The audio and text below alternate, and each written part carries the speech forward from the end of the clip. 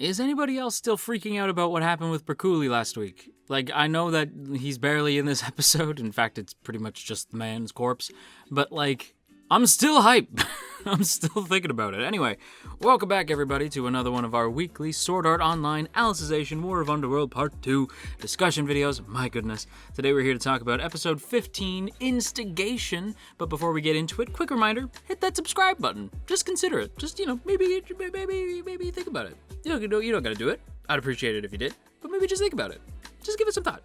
Okay, let's start the video. Okay, so as usual, we're gonna be going through this thing beat by beat, scene by scene, and we are gonna start with the very first scene, since, it's where you start, the beginning.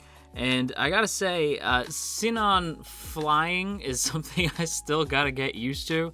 Seeing my girl, who's normally she's always been the agile character, right? Like, she's been able to sort of jump and bob and like the first time we see her, she's jumping off a building, getting her legs shot off, but still managing to get a kill in the midst of it. Sinon has been known to be a high flyer, but literally flying, that took me a bit to get used to, I will admit. Now that said, despite being faster than a speeding bullet, I'm sure, unfortunately her flight speed was not quite enough to get there in time to save both Alice and Bercouli, as she admits to Alice was the plan. That she was going to try to get to the two of them, stop Vectra, and, save the day before anybody got seriously hurt, and in this case, axed off. And it still hurts. It still hurts to know that we've lost my boy Bercouli. He was my best boy. He was my husbando, and you took him from me. Why? Why you do this, Reki? Why? But regardless, what is done, and unfortunately, Bercouli is no more. Our husbando has been taken from us. Thank you, Reki. Anyway, Sinon basically, and to her credit, Sinon, is upset by the fact that she didn't make it in time. Not that she, particularly knew these people, but it still sucks when it's she was given a mission, she didn't complete it, and she feels bad about it. So she kind of clenches her fist and she's feeling like crap. And she arrives, and just before she can even say anything, Alice turns to her and just says are you from the real world? And Sinon's yeah, I was supposed to save you too.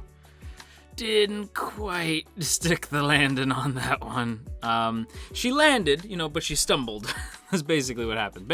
Alice is alive, that's the main thing. But she didn't get to beat Vectra. Gabriel Miller. She didn't get to beat Miller. And, Bercouli jumped off the planet, so that sucks. But, 1 out of 3 things isn't terrible. So yeah, Sinon basically apologizes, but Alice is more Alice still isn't emotionally at her height right now. She's obviously still emotionally compromised. And this scene between the two of them is surprisingly intense. And I said last week that Sinon seems to be taking on more of a sort of meditative role this season, especially with her new design, and I've already gone into the design. I think it's one of the sharper designs, even if it is a little bit complicated. I do think her design really fits where her character seems to be at, and that is this sort of guiding, meditative, mentor type role. Since when she arrives and Alice is very clearly distraught, and just pretty much just unloads her emotions onto Sinon, because she's because Sinon basically explains you can't go back. Because Alice says, I have to go back and help them, hold the line. But Sinon's no, you can't really do that, because you need to get to the World Altar, ASAP, Rocky. You cannot be here. Basically, the plan is, the same plan that it's been. Get Alice to the World Altar, get her out of there so that they can then get the rest of the people out of Underworld and save the day. That is the plan. But in order for the plan to work, Alice has to get to the World Altar. She can't go back. And when Alice explains, so what? Didn't Bercouli kill Vectra? Isn't he gone? Visego's dead? We won, right? This is over, basically. We just gotta beat the Red Knights, and that's it. And of course, Sinon's not quite. When we die, when us real worlders die here, we don't die. We just sort of get booted from the game, you know what I mean? Basically she's trying to explain, we don't die, we get sent back to the real world, And in Miller's case, there's a good chance he could come back using his avatar from, the VR MMO, the Amiosphere scene. And she doesn't use the word Amiosphere, but, because, Alice is going to be like, I don't know what that is. But she does basically explain it, and this breaks my heart, and it's part of the reason why I'm so sort of bummed about talking about this, because this breaks my heart seeing Alice be like, wait, so everything that Bercouli did meant nothing then, because he's alive. A battle where one person can die and the other can't isn't a fight, that's a farce. And Alice just breaks down. Like, the idea that Bercouli died for quote-unquote no reason really messes her up, and she basically just sort of crumbles in front of Sinon, basically wondering what's even the point now that Bercouli died for nothing. Miller's probably going to come back, and so now Alice is like, at the very least, I'm killing him when he gets back. Right, but Sinon's like, no, because here's the thing. If, you seem to think that Bercouli died for no reason, is what Kirito feeling, is there no reason for that? Is what Kirito's gone through, is there no reason? Do you think his suffering is a farce? Because he is suffering. He may not, if he dies here, he'll go back, but he's not going to go back intact. All the scars that he's been through are going to affect him. That's real. That's what's real. And you're real, and you got to get the hell out of here, and you got to help save. If you cared about Kirito, you'll take your ass to the world altar and fix things. She says it a little bit nicer than that, but that's basically what Sinon says. And Alice basically does sort of she buckles up, she's like, all right, let's do this. She gets on the dragon. I forgot that Eldry's dragon was also with her, and that breaks my heart now in hindsight. But yeah, she gets off and gets on the dragon. She gets up and off they go. And Sinon basically says, I'm going to stay here. Which I was like, is Sinon going to go with Alice? Because that'd be kind of a cool duo. But Sinon's like, no, I'm going to stay here. And if Miller comes back, I'm going to try to hold him off as long as I can. That's the plan. And I will say, that did set up a cool twist later in the episode, because I was like, oh shit, I know exactly what's going to happen. And what I knew was going to happen does happen, but it was still kind of dope. But yeah, Sinon basically chooses to remain behind. And the one thing I will say about the scene that I didn't like, and you probably know what it is, it's I like Kirito. I really like Kirito. And I'm like, Sinon, shut up.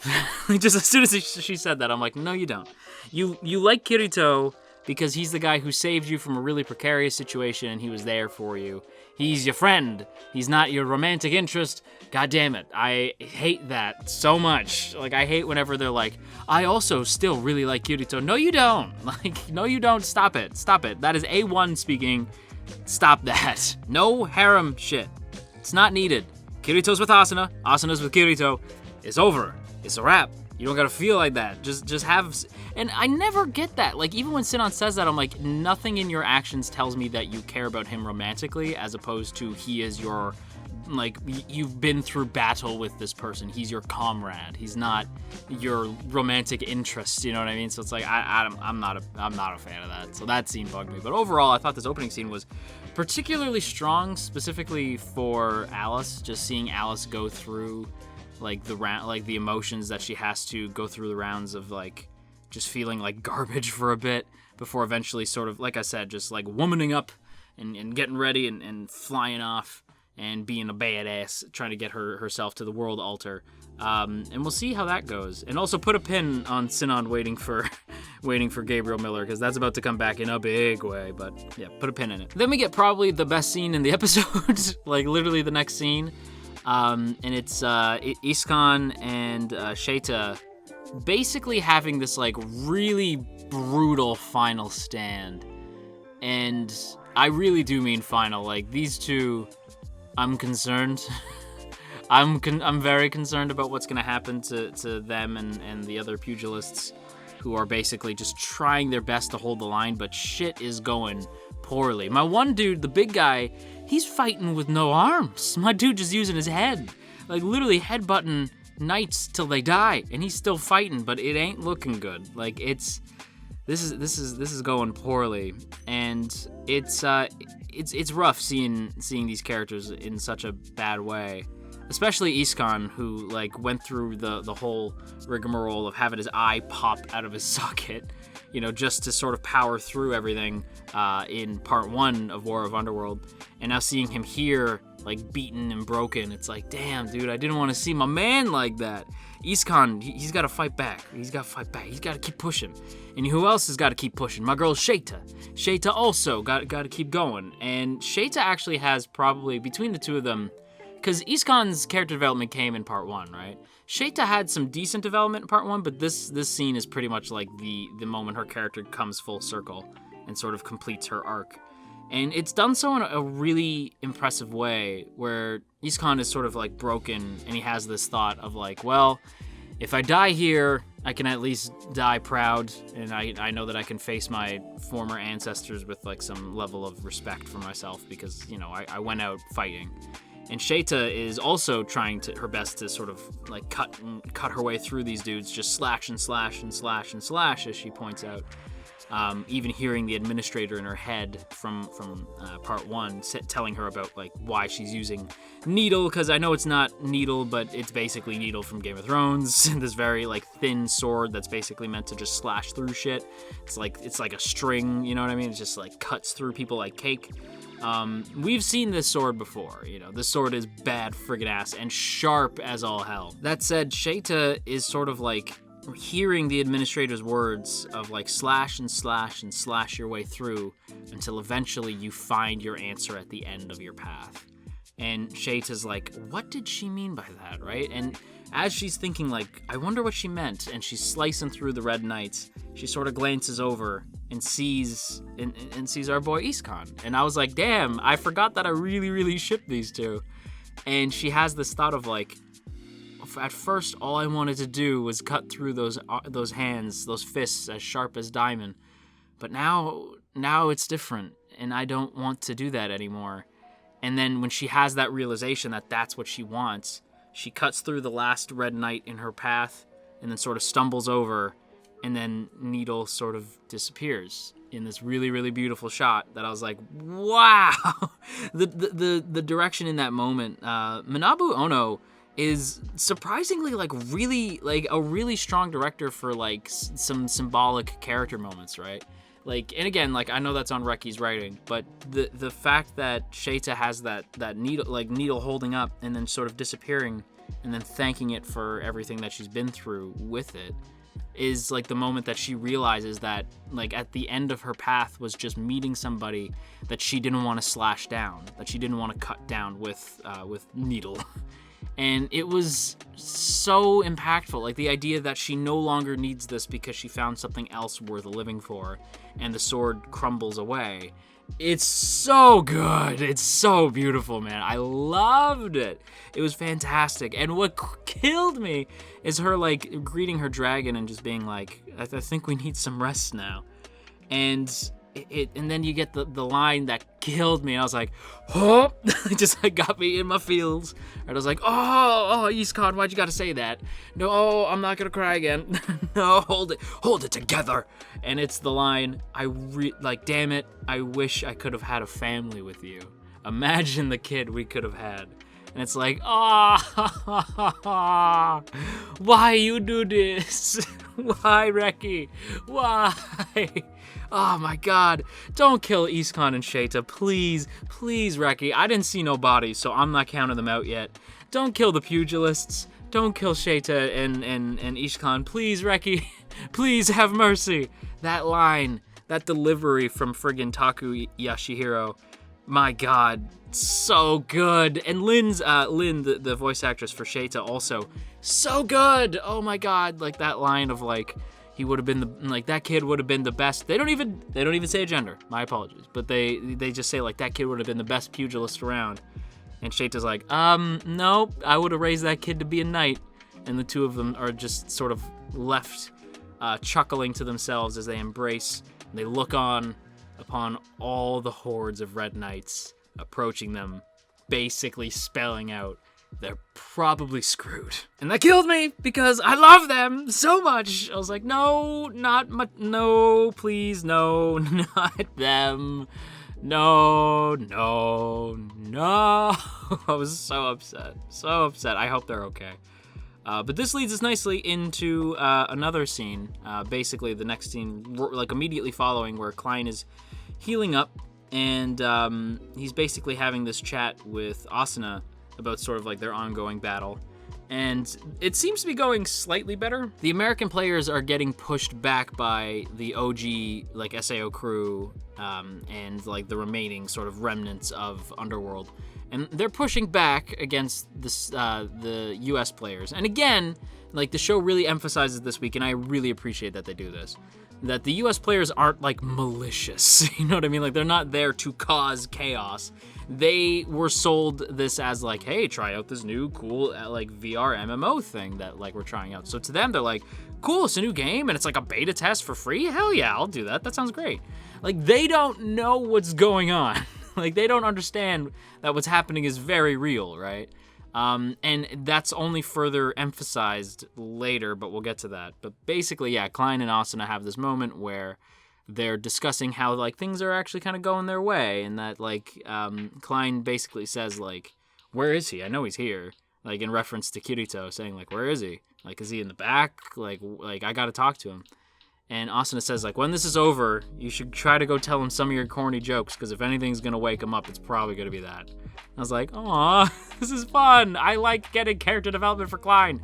Not character development. It's not like his character develops in any way. It's just like, I like seeing Klein get to be Klein, especially like the way it's paired with Asuna just being like, you really are like one of his better guy friends, and like you really have been good to us, and like I appreciate that. And I'm like, aw, this is great.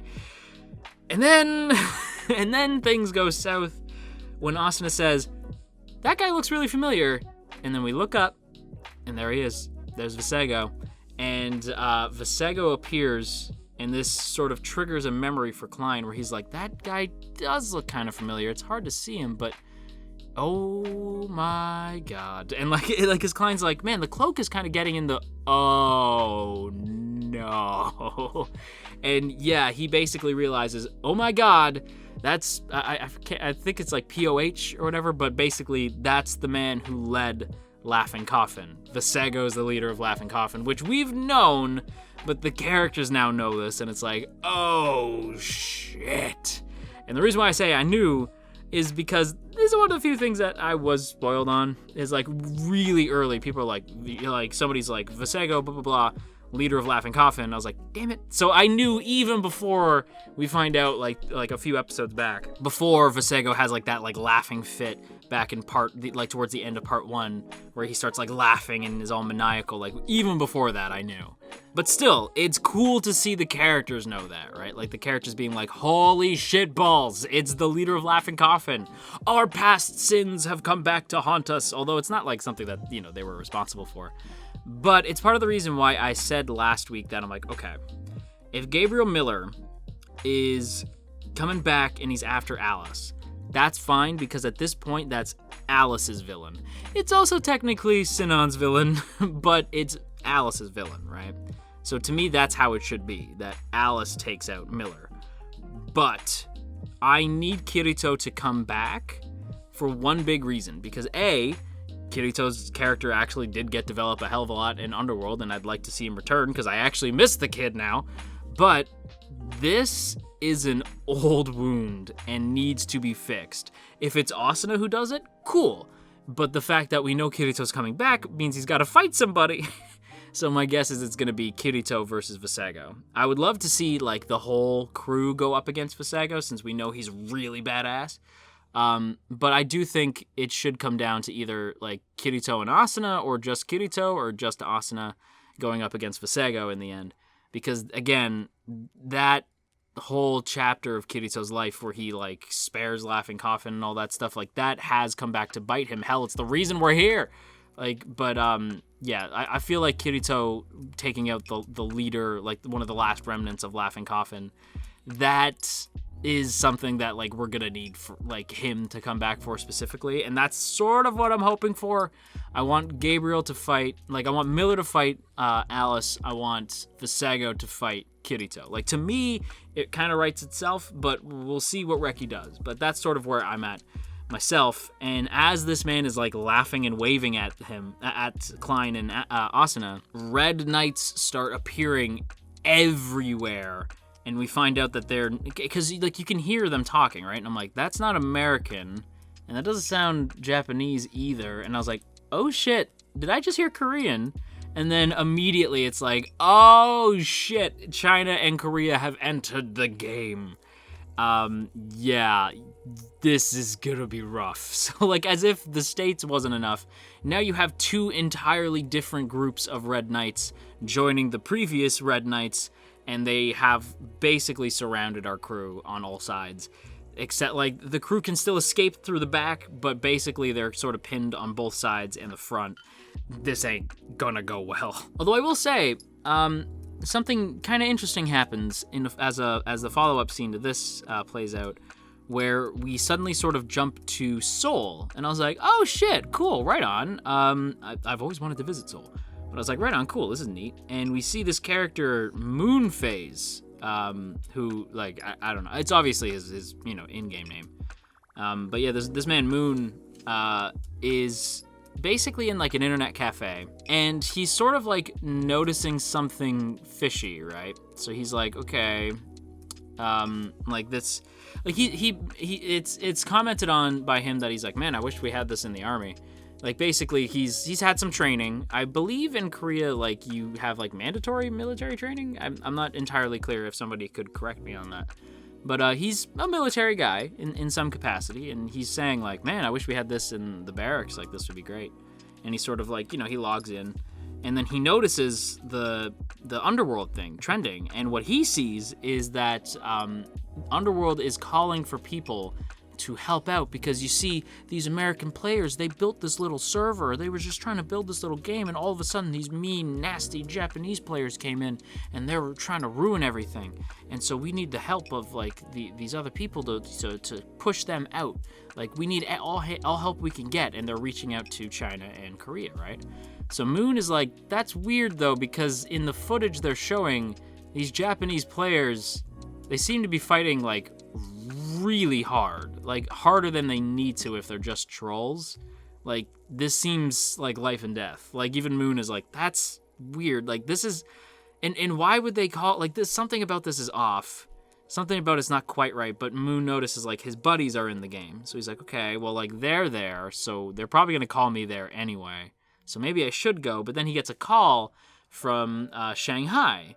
So he gets a call from a player in Shanghai named Mei Shin, I believe. And she basically says, like, did you hear about the Underworld thing, and are you going to dive in? Because she's like, I'm going to do it, but do you also feel like something's up? And I was like, why are you two the only smart ones? Like, why are you two the only ones who can see this very obvious lie? But yeah, like, Mei is basically like, yeah, that's peculiar. And a part of me, like, listen, I know this would never happen in like 1,000 billion years.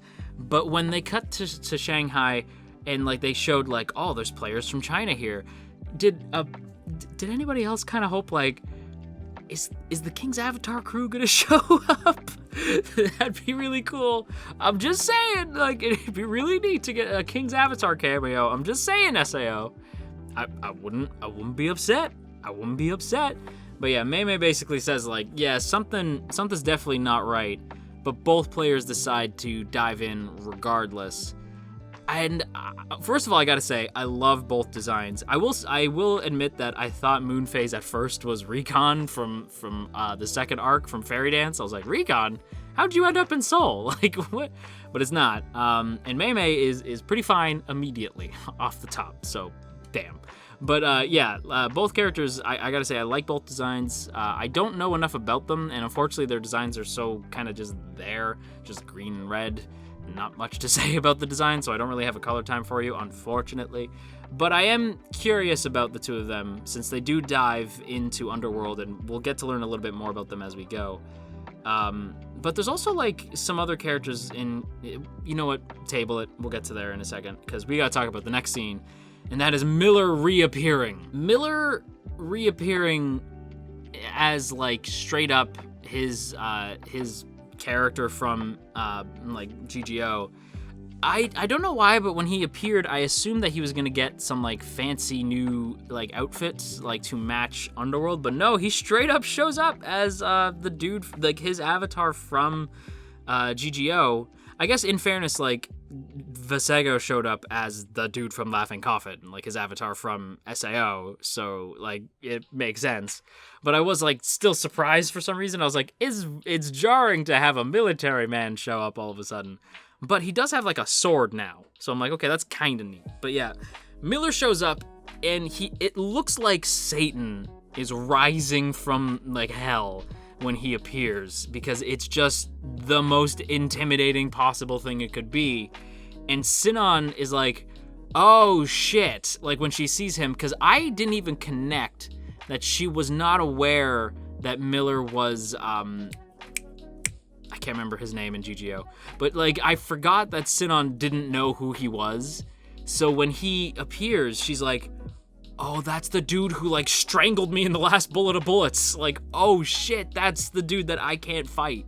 And as she's having this thought, Miller like reaches his hands out and sort of like closes his hands, and Sinon like does this weird like she freezes up and is like having a hard time breathing, and she just sort of like chokes out the dude's name, and that's the scene. And it's like, okay, like it was so strange, because it was like, damn, that was hella intimidating. And even the way it ends, like it is still intimidating, the fact that he like just grabs our girl Sinon without even like really grabbing her, and is like choking her out without even doing that. But I'm like, how is he doing that? I don't entirely know. Like maybe he like threw out like really thin wire, like, you know, like that sort of like wire, like that like choking wire thing that you see like in like military movies and stuff. Like maybe he threw that out, but we just don't see it because it's so thin. That's my guess. I don't know. Or maybe he has friggin' powers. I don't know. But either way, he does it, and I'm like, that's the thing that he does in this scene. Either way, Miller's back. And I gotta see him throw down with Alice. That's gotta be something I see at some point, because something tells me Sinon's not gonna last the longest here. We do also get a scene with Higa and Yanai, basically climbing down the big like elevator shaft thing. I don't have a whole lot to say about it, so I'm just gonna save that for the end. But we do get that scene. Higa's basically climbing down. They sort of have a discussion of like, Yanai, I really need you to look out for him. Ichiban begins the attack so that it gives them enough time to sort of slip past the cameras and like the sensors undetected. It is what it is, but now we're gonna move on to Moon. Our boy Moonphase arrives in Underworld, and again, he's like, something's up. And I find it interesting that we actually do get to see like what's under, like that you should see like the faces under the Red Knight's armor, but of course they don't have time to animate that, or draw that rather. So yeah, they're not going to be able to draw a face under every single armor, so we just get sort of like the black shadowy thing. But yeah, underneath all that armor are faces of people. Yeah, and Moonphase basically arrives, and this dude is like still like, I don't trust this. The whole time he's like, this is weird. And even our girl Meme is like, this is weird. Like, I don't understand what's happening. And Moonphase and his buddies, and May and her buddy, they all sort of agree, like, I don't know what we're supposed to be doing. And it's like, they don't seem like bad people. Like, none of them seem bad. They just seem like they're genuinely trying to help, because again, Vasego, Miller, and their crew are trying to make this seem like our SAO, like the OG crew and the Underworld crew, are like actually the bad guys, and that they're the ones who jumped into Underworld, and they're the ones trying to ruin everybody's fun. And of course, like, if you take one look at the situation, right, you're like, okay, so all of the people who are here are Red Knights, and Vasego says that the people who were here previously are all dead now, and that the people in red are the people who came to help, but they can still push them out, and that the people who were here just sort of moved to a different server, and is really unbelievable, but it doesn't, like, people do believe it anyway. Honestly, Vasego is the most unconvincing villain I've ever seen. Like, and I don't mean, like, Vasego is a bad villain. What I mean is, like, his speech, I'm like, literally anybody would be like, I have several questions. Like, you know what I mean? It's like, And Moon and Mei don't believe this for a second, right? But their friends seemingly do, and so they all just sort of like charge in to attack our group. And again, I don't know. It's the whole like Visego thing, or not Visego, sorry, but the whole moon phase and May thing, I find interesting because I'm like, I almost don't know if like their inclusion was entirely necessary, if you could have just had some Red Knights all just sort of like notice that something's up. Because the thing with adding Moon and May now, like at the 11th hour of War for Underworld, like of Alicization in general, at like the 11th hour adding these characters, it's like they're kind of late to the party and they're probably not going to get a whole bunch of development unless maybe they're characters who reappear in the arc that follows Alicization, because again, if you haven't heard, there is more. Like SAO just doesn't stop with Alicization. There's a new arc that Reki's doing, and maybe Moon and May appear there. I don't know. Honestly, it'd be kind of cool. I've always been a fan of Reki bringing characters back, especially characters who haven't been like around for a while. Like I'm still expecting Recon to show up at some point. But yeah, like I like when Reki brings characters back that like he'll just be like, remember this? Like just look at Visego, right? It's like, remember this? Here you go. Like just like tossing it back. It's like, I do remember that, Reki. Thank you. So it'd be kind of cool if like Moon and May came back in another season at some point, because I don't think they're going to get a whole ton of development here. But also speaking of like new faces, there's like a character, like they showed up in like do you remember last like a while ago, right? Like last season when Liz makes like the desperate call to like, please help us, and like people don't listen, but there was like that one character who was like sort of like in silhouette, and there was like I think like a fairy beside them, and they were like in silhouette. We didn't see them, but they just sort of smiled and then walked away. I think they're the same person here who's like fighting with everybody like on the side of the angels here, but like I don't know who this is. And I don't know if I'm supposed to. And again, I have to ask, like, is this a character who's going to show up later? Because, like, I don't know who they are. I don't even know if I'm going to be able to get a good enough screenshot to show you.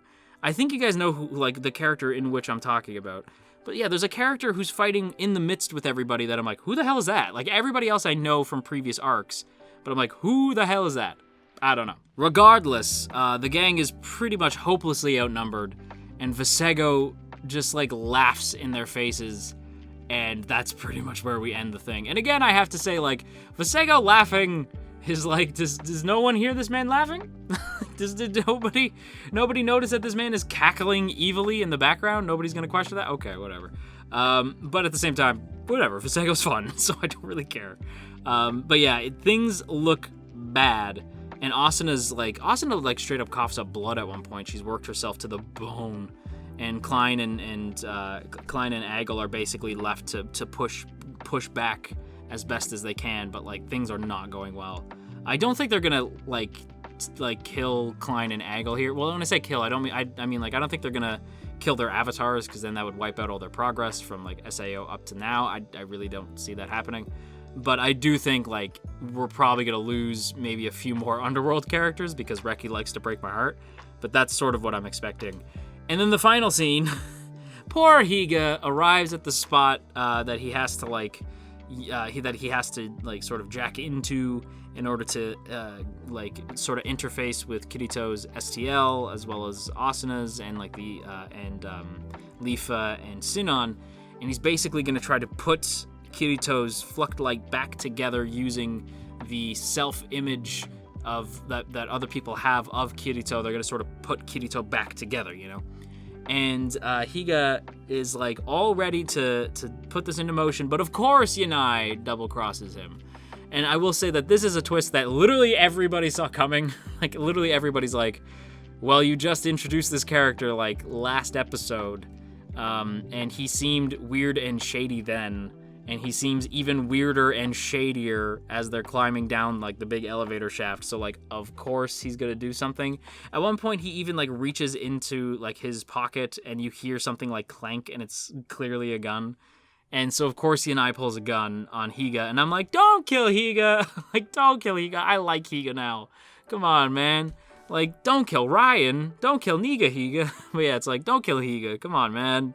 I don't know. We'll see what happens with Higa. I do think if I had to guess, I'd say what's probably going to happen is that Higa's going to have like his big hero moment and like fight with Yanai to get the gun away. Maybe even get shot in the process, but I don't think he's going to die. I think he might get hurt, but dying, I can't really see. I at least hope they don't kill Higa. it would be like kind of cruel to me, because it's like, no, he gets his big hero moment and he dies for it, you know what I mean? I mean, in fairness, a lot of characters got a big hero moment and died for it in Alicization, so I guess it wouldn't be too out of the realm of possibility. And Reki does like to break our hearts, so, you know, I wouldn't put it past him. With that said, everybody, I'm going to wrap up my thoughts here. Honestly, this is another really stellar episode of War of Underworld, and Alicization as a whole, like War of Underworld included, has been, like, SAO at its peak. I said this in the Iskawa podcast episode we did over on the Twitch page, but, like, I'll repeat it here. I really think this is SAO at its peak. Light novel fans, I'm sure, can tell me whether or not the following volumes after Alicization, if they're as good or if they're even better, I don't know. But I will say, where we are here, I feel like Reki's found his groove. He's really telling a compelling story, and I've been really enjoying SAOs, like since Alicization started. I mean, like, I've always enjoyed SAO, but Alicization made me, like, love SAO again, so... yeah, I don't know. I'm just really enjoying the series. But hey, if you enjoyed today's video, don't forget to boop that up snoot and share if you care. And of course, as always, I have to give a big thank you to the good folks in the T Squadron. Look at these beautiful people. Look at all these beautiful folks who I'm sure would absolutely adore having an Emu-sphere of their own. But if you too would like to join these beautiful people, then be sure to check out that first link in the description to check out our Patreon page. For less than a cup of coffee a month, you can help keep this channel afloat, and I would sincerely appreciate it. So once again, a big thank you to the patrons, you lovely individuals, and until next time, you stay classy, AnyTube, and wash your dang hands.